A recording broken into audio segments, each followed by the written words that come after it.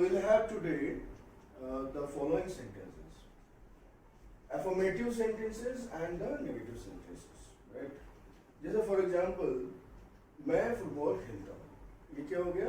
Affirmative sentence हो। इसको हम पॉजिटिव सेंटेंस भी कर सकते हैं। मैं फुटबॉल नहीं खेलता हूँ, then this is negative sentence. Then we have interrogative sentences, है ना?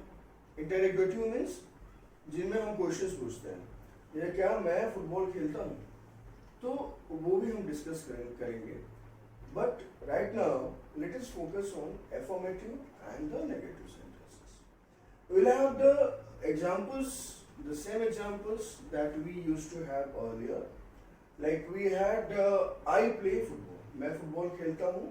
इसमें क्या था? Subject plus play verb 1 plus object.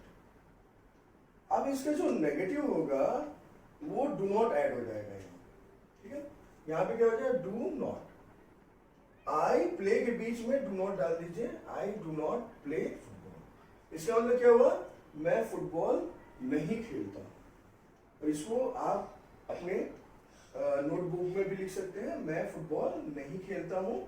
तो ये क्या आ गया अब आपका? इसका जो सेंटेंस पैटर्न है आई प्ले फुटबॉल का, subject plus verb 1 plus object, और इसका जो नेगेटिव है उसका सेंटेंस पैटर्न आ गया subject plus do not plus verb 1 plus object. Okay, I के साथ हमने कर लिया। और नेक्स्ट एग्जांपल इज तुम फुटबॉल खेलते हो, so that is you play football. You play football में अगर हम यू और प्ले के बीच में डू नॉट डाल दें, यू और प्ले के बीच में हमने क्या किया? डू नॉट डाल दिया। You do not play football, तुम फुटबॉल नहीं खेलते हो।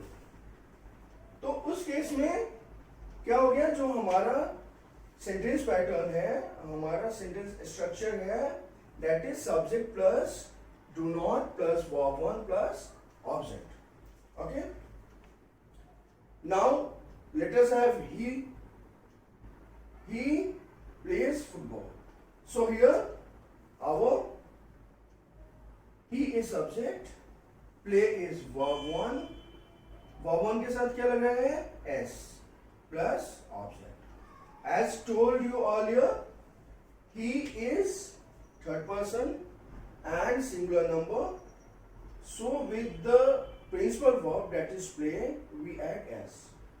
Now when you think of negative to it, so it will become he does not play football. Now you have to remember कि यहाँ पे जो S है, यहाँ पे S नहीं आएगा। अगर S आएगा तो ये गलत हो जाएगा। वो जो S है वो कहाँ पे ट्रांसफर हो गया? जैसे यहाँ पे do not था तो यहाँ पे does not हो गया। So he does not play football, right? ये S हटा देंगे हम यहाँ से। So he does not play football. इस केस में जो हमारा सेंटेंस स्ट्रक्चर है वो क्या है? Subject plus does not plus verb 1 plus object. So you have to remember this sentences always, and that is why I am giving you the standard examples. So these are the standard examples that you have to carry on every time. Now let us go for वे football खेलते हैं, so they play football. So when they play football, so it is subject plus verb 1 plus object. Okay. Now they is third person but plural number. So it is they do not play football. अब यहाँ पे does not नहीं आएगा। अब क्या है कि they का जो treatment है, that will be like I and you, है ना? So they do not play football. So इसमें क्या आ गया? Subject plus do not plus verb 1 plus object. So and जैसे उसी तरीके से हम वी के साथ कर सकते हैं, we do not play football, है ना? वी प्ले फुटबॉल, हम लोग फुटबॉल खेलते हैं, वी प्ले फुटबॉल। हम लोग फुटबॉल नहीं खेलते हैं, we do not play football. So you have to remember, like he plays football, अगर हम शी के साथ लेते हैं तो शी प्लेज फुटबॉल हो जाएगा, she does not play football. Ram plays football हो जाएगा, Ram does not play football हो जाएगा।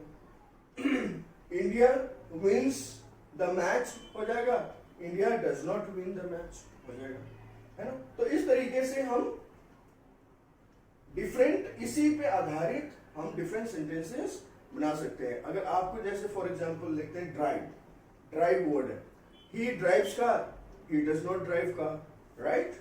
ओके।